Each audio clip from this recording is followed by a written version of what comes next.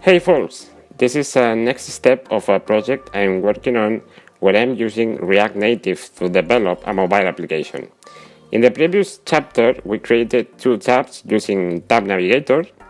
The first tab lists the cards owned by the user, and the second one lists the ones shared with him.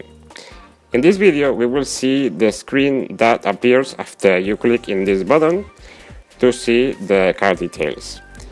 As you see, this page is now listing all the outgoes, and it has been added a form to create a new one by entering the quantity and the short description. Now let's have a look at the JavaScript code. As you can see here, I'm using Axios library to consume the API. Axios is a promise-based HTTP client used with JavaScript that handles the logic of the HTTP requests to simplify the development. For this little example, I'm handling the logic inside the view code, despite this should be done inside the container and the state, because that's how the Flux architectural pattern works. But that will be done in the next steps, so for now let's forget about code organization as we are focused on calling the API. As you can see here, the GET request is called as soon as the component is mounted, so the listing starts its load when the user clicks the button to open the page. Then data is returned and stored in the state. After that, the view reacts and builds the table with the outgoes, thanks to this tab row function that maps the array with the table row component located inside components folder. What is even more interesting is the post form code.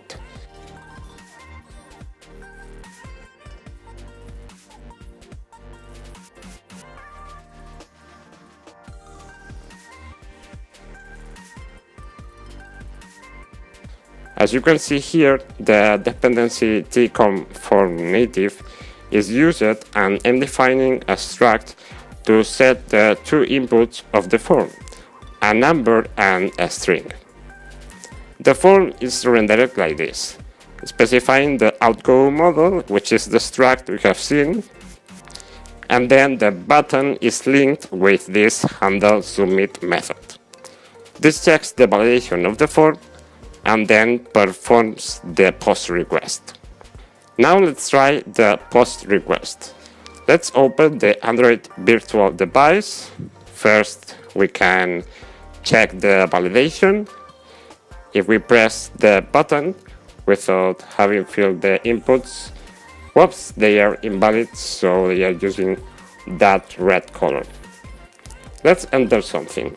For example, 10.50 here, and a description like repair. And that's it.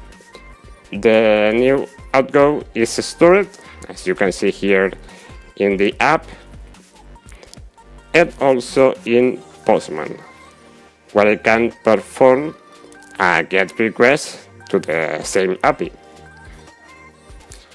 So that's all for now. As you know, I will be working on this project in the following months and uploading next steps to this YouTube channel, so stay tuned. See you soon. Bye.